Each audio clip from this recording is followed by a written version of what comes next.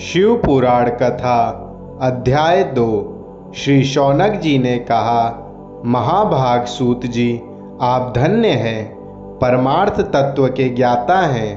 आपने बहुत कृपा करके हम लोगों को यह दिव्य कथा सुनाई है। निश्चित ही भूतल पर इस कथा के समान कल्याण का कोई दूसरा सर्वश्रेष्ठ साधन नहीं है। यह बात निश्चय ही आज हमने आपकी कृपा से समझ ली है। सूत जी, कलयुग में इन कथाओं के द्वारा कौन कौन से पापी शुद्ध होते हैं, उनका कृपया पूर्वक वर्णन कीजिए एवं इस जगत को कृतार्थ कीजिए।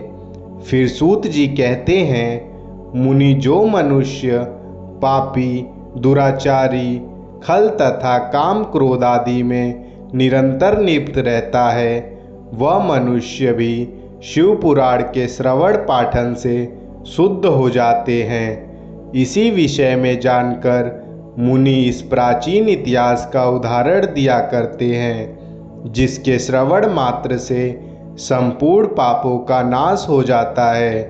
प्राचीन काल की बात है, कहीं किरातों के नगर में एक देवराज नामक ब्राह्मण रहता था।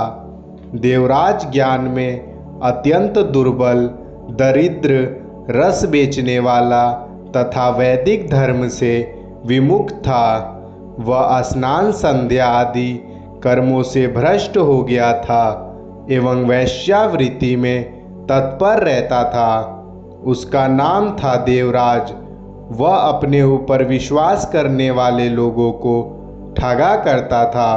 उसने ब्राह्मणों, क्षत्रियों, वैश्यों, शूद्र तथा दूसरों को भी अपने बहानों से मारकर उन सबका धन हड़प लेता था। वह वैश्यागामी तथा सब प्रकार के आचरण से आचार भ्रष्ट था। एक दिन देवराज घूमता हुआ प्रतिष्ठान पूर्वक झूसी प्रयाग में जा पहुंचा। वहां पर उसने एक शिवालय देखा, जहां बहुत से साधु महात्मा एकत्र हुए थे। देवराज उस शिवालय में ठहर गया, परंतु वहां उसे ज्वर आ गया। उस ज्वर से उसे बहुत अधिक पीड़ा होने लगी। ज्वर में पड़ा हुआ वह ब्राह्मण के मुखारविंद से निकली हुई उस शिव कथा को निरंतर सुनता रहा। 1 मास के बाद वह ज्वर से अत्यंत पीड़ित होकर चल बसा। उसकी मृत्यु के पश्चात यमराज के दूत आए और उसे पासों में बांधकर बलपूर्वक यमपुरी ले गए। इतनी ही देर में शिवलोक से भगवान शिव के पार्षदगण आ गए।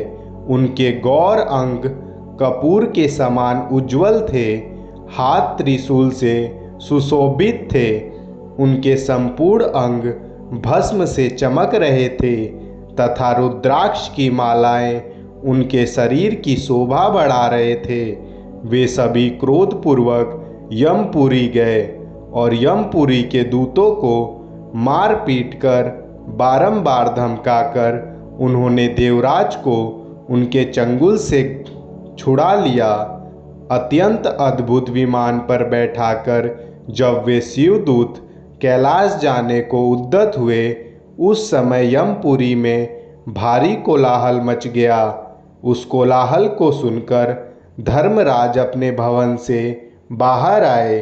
साक्षात दूसरे रुद्रों के समान प्रतीत होने वाले उन चारों दूतों को देखकर धर्मराज ने उनका विधि पूर्वक पूजन किया और उनकी ज्ञान दृष्टि से बस देखकर ही सारा वृत्तांत समझ गए।